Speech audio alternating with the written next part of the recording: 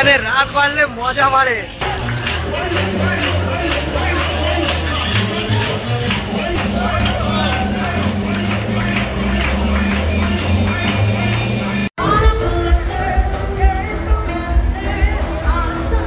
রাত তখন 11টা বা তারও কিছু বেশি। তবে এখানে বোঝার উপায় নেই রাত 11টা না রাত 1টা। এই ফুকেটের বাংলা ওয়াকিং স্ট্রিট দিনের বেলা যতটা শুনশান, যতটা কোলাহলমুক্ত, রাতের বেলা ঠিক তার বিপরীত। এখানে রাত্রি 10টার পর থেকে কোলাহলটা বাড়তে থাকে, সেটা নিজের চোখে না দেখলে কোনোদিন বিশ্বাস করতে পারতাম না। আজকের ভিডিওতে থাকবে আমাদের ফুকেটে প্রথম দিনটা কেমনভাবে কাটলো। এর আগের পর্বে আপনাদের দেখিয়েছি কলকাতা থেকে সরাসরি কিভাবে ফুকেট যাবেন। রাত্রি তখন 2টো। মহানগরের এই আলোক উজ্জ্বল শোভা দেখার সৌভাগ্য হয়েছিল সেই দিন এই ফ্লাইট থেকে। আমাদের প্লেন যখন সেই মহানগরের মাটি ছাড়লো, তখন উপর থেকে দেখতে এই রকম একটা সুন্দর লাগছিল, যেন মনে হচ্ছিল গোটা শহরটাতে দেওয়ালি বর্ষণ হচ্ছে। দেখে সত্যি অবাক হয়েছিলাম। রাত 2টোর সময় এরকম দেখার সৌভাগ্য সত্যি আগে হয়নি। দেখতে দেখতে মাত্র কয়েক ঘন্টার মধ্যেই আমরা পৌঁছে গেলাম ফুকেট ইন্টারন্যাশনাল এয়ারপোর্টেতে। এয়ারপোর্টের বাইরে থেকেই একটা পাবলিক বাসে করে আমরা চলে গেলাম আমাদের নির্ধারিত হোটেল। সেখানে আগে থেকেই বুকিং করা ছিল। সেখানে গিয়ে আমরা চেক ইন করে হোটেলের রুফটপে একটু স্নান সেরে আবার আমরা বেরিয়ে পড়লাম সেই প্যাটং বিচের উদ্দেশ্যে। এবং আজকের দিনটা আমরা কিভাবে স্পেন্ড করছি সেটাই আপনাদের দেখাবো। মোটামুটি এখন বাজে 1টা মতো। আমরা হোটেলে চেক ইন করে ফ্রেশ হয়ে চললাম প্যাটং বিচের উদ্দেশ্যে। এর আগে তো দেখলেন সুইমিং পুল, কিছুক্ষণ স্নান করেছি, তারপরে একটু ফ্রেশ হয়ে চা কফি খেয়ে এবার প্যাটং বিচের দিকে। ওখানে গিয়ে বিচে একটু বসবো, তারপরে সারাদিনটা আজকে প্যাটং বিচেই কিন্তু স্পেন্ড করব। তো সত্যি বলছি, না এলে একদম মিস করবেন। একবার অন্তত আসবেন, যদি সম্ভব হয় এইভাবে কিন্তু চলে আসবেন। কারণ হচ্ছে এখন থাইল্যান্ড ভিসা ফ্রি, আর তার সাথে কোনোরকম এই যে ভিসার জন্য চার্জ লাগছে না এক্সট্রা। আর এখানে হোটেল বিভিন্ন মানের পাওয়া যায়। আমরা যেটা নিয়েছি 4 স্টার, একটু রেটটা বেশি পড়েছে এই সময়, সিজনটা পিক সিজন বলে। অ্যাকচুয়ালি অক্টোবর থেকে মার্চ পর্যন্ত এখানে সিজন, আর আমরা এসেছি ফেব্রুয়ারিতে। তো চেষ্টা করবেন যে এখানে করার, মানে একবার অন্তত ঘুরে যাওয়ার। আর এই শীতকালটাই কিন্তু বেস্ট, মানে এই টাইমটা। এয়ারপোর্ট থেকে যে স্মার্ট বাসগুলো আছে ফুকেট, এই ফুকেটের এইটা হচ্ছে স্টপেজ, এটাই হচ্ছে বাস স্ট্যান্ড। আর এই যে প্যাটং বিচের যে এরিয়াটা আমরা যেটা এলাম, এই হচ্ছে প্যাটং বিচ। এটা হচ্ছে ফুকেটের সবথেকে মানে মেমোরেবল জায়গা, সবথেকে জমজমাট জায়গা। আর সাদা বালির বিচ, থাইল্যান্ড বিরাট বিখ্যাত কিন্তু এই জন্যই। আর মানুষজন এবং কোলাহলটা দেখুন, মানে দীঘাপুরি তো আমরা অনেকবার গেছি, কিন্তু এই জায়গা একবার দেখুন, একবার জমজমাটিটা দেখুন একবার। আর বিভিন্ন রকমের ওয়াটার স্পোর্টস অ্যাক্টিভিটি চলছে, আর সেই রকম হচ্ছে জলের কালার। এই যে এখানে দেওয়া আছে জেট স্কি, প্যারাসেলিং, সব ব্যানানা বোট।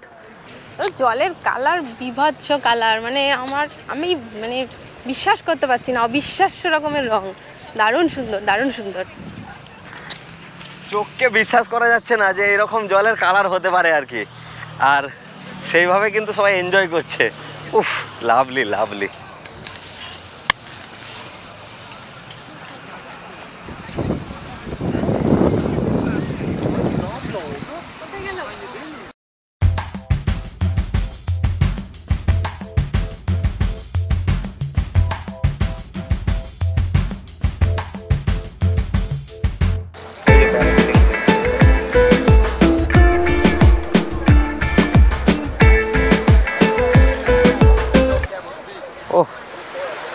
লাইফে সব রকমই এক্সপিরিয়েন্স দরকার আছে, কিন্তু একবার এই রকম পুরো সব রয়েছে শোয়ার জন্য।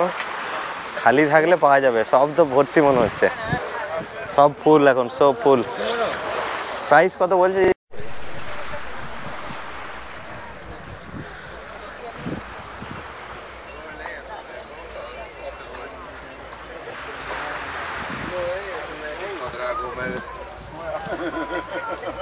এখানে দুটো আমরা পেয়েছি, বাট এই দুটো সারাদিনের জন্য 100 থাই বাট করে লাগবে, মোটামুটি ফুল ডে 100 থাই বাট করে।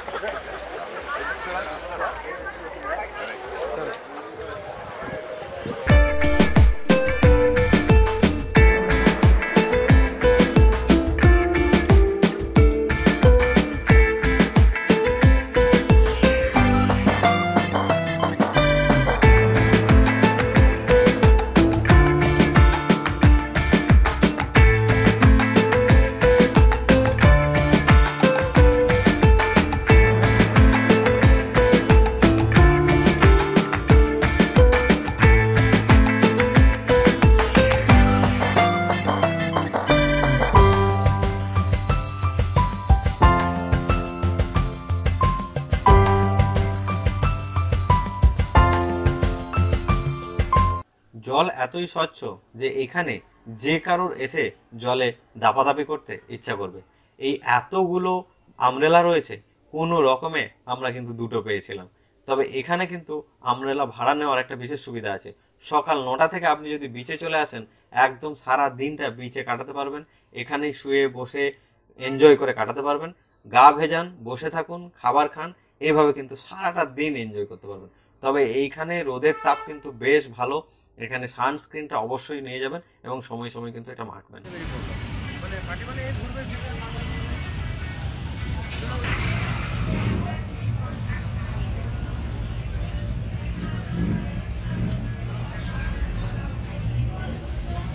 এই হচ্ছে ফুকেটের প্যাটং এরিয়া। এই প্যাটং এরিয়া রাস্তা সন্ধ্যাবেলার ভিউটা দেখুন একবার।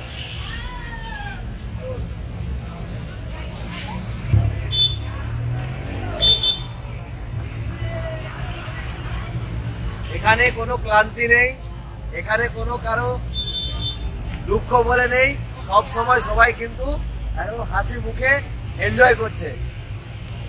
সন্ধ্যাবেলা কেমন লাগছে বলো ফুকেটটা? সন্ধ্যাবেলা জমজমাট, একেবারে লোকজন সব রাস্তায় বেরিয়ে পড়েছে, প্রচন্ড ব্যস্ত কোলাহলপূর্ণ রাস্তা, আর আমরাও এটাকে এনজয় করছি।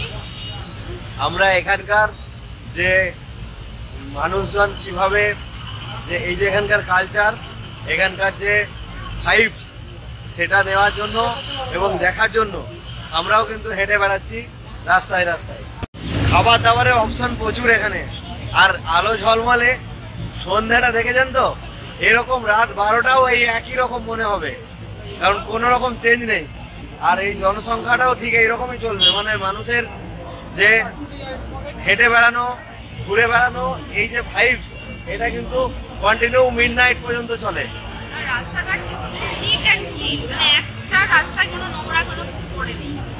সত্যি এটা কিন্তু বলতেই হয় যে প্রথম থেকেই দেখছি যে রাস্তাঘাট এখানে নিট অ্যান্ড ক্লিন, মানে এত পরিষ্কার পরিচ্ছন্ন, একটা কোথাও প্লাস্টিক পলিথিন পড়ে নেই, এবং কোথাও যদি কোনো কিছু পড়ে থাকে সেটা সঙ্গে সঙ্গে তুলে নিচ্ছে। এত মানুষজন, এত বিজি, কিচ্ছু নেই। আর আরেকটা বিষয় লক্ষণীয়, এই যখন আমরা জেব্রা ক্রসিং এ যখন ওই ফুটপাথ ক্রস করছি বা রোডটা ক্রস করছি, তখন গাড়ি কিন্তু অটোমেটিক্যালি দাঁড়িয়ে যাচ্ছে, মানে গাড়ি কিন্তু একেবারে স্লো হয়ে দাঁড়িয়ে যাচ্ছে। আগে কিন্তু যারা হেঁটে যাচ্ছে তাদের প্রায়োরিটি আগে, এটা কিন্তু দারুণ একটা বিষয়।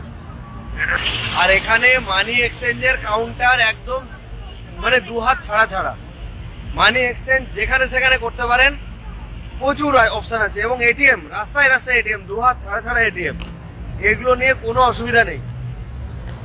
আর এখানে ওনারা এই দোকানে বা বিভিন্ন জায়গায় আমরা দেখছি যাতে ক্যাশটাই কিন্তু বেশি চলে, ওনারা কার্ড অ্যাকসেপ্ট করতে চান না বিভিন্ন জায়গাতেই, যে ক্যাশ অনলি ক্যাশ, এই কথাটাই বারবার বলছে।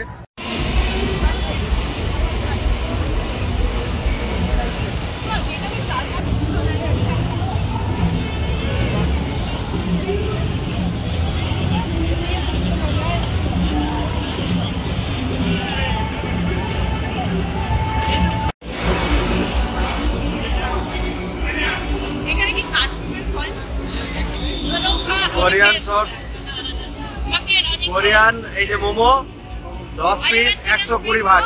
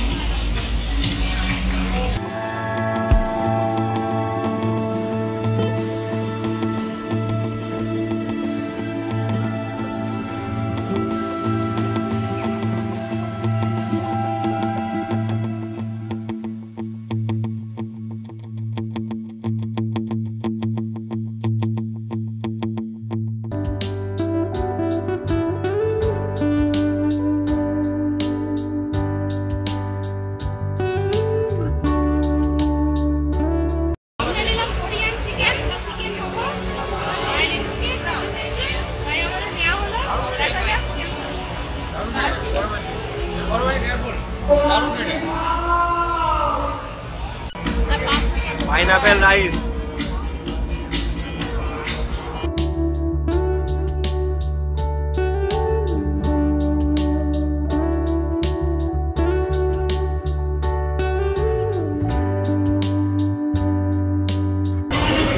পাইনাপেল ফ্রাইড রাইস, আর এখানে পাইনাপেল দেওয়া আছে, ড্রাই ফ্রুটস দেওয়া আছে, ভেজিটেবলস দেওয়া আছে, আর এখানে গরম।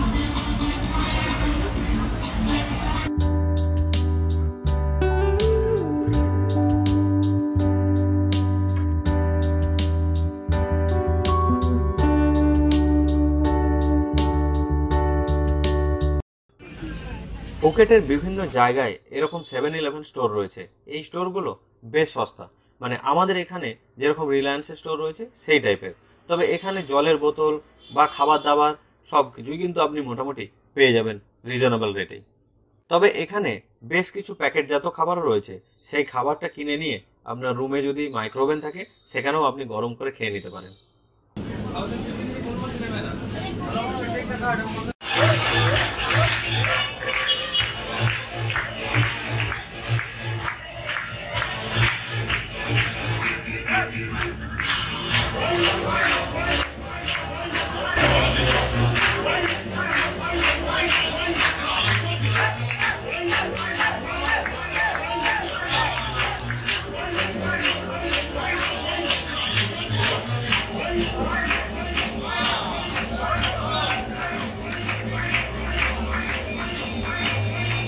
এখানে রাত বাড়লে মজা বাড়ে।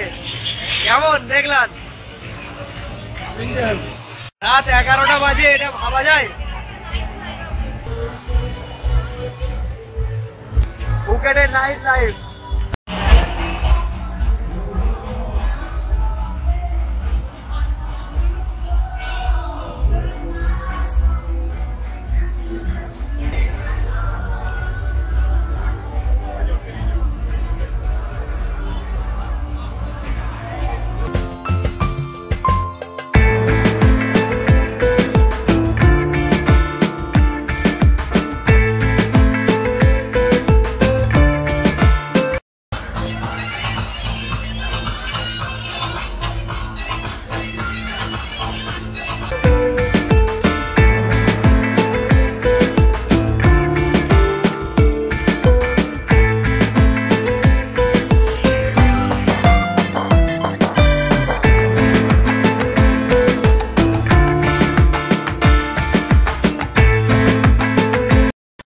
বাংলা ওয়াকিং স্ট্রিট ফুকেটের সব থেকে জনপ্রিয় এবং জমজমাট এলাকা।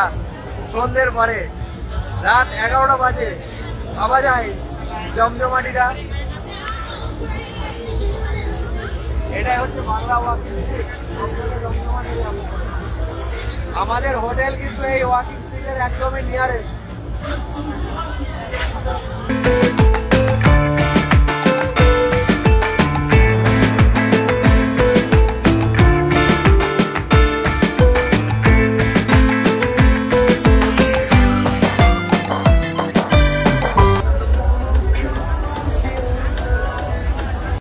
তবে সেদিনের এই সন্ধ্যাটা আমাদের কেটেছিল এরকম বাংলা ওয়াকিং স্ট্রিটে। তবে এই জায়গায় অনেক রাত পর্যন্ত চলে গান বাজনা, পার্টি, বিভিন্ন রকমের খাওয়া দাওয়া, এই সমস্ত বিভিন্ন বিষয়। সব কিছুই নিয়ে আপনার দারুণ একটা সন্ধ্যা কাটবে এই জায়গাতে।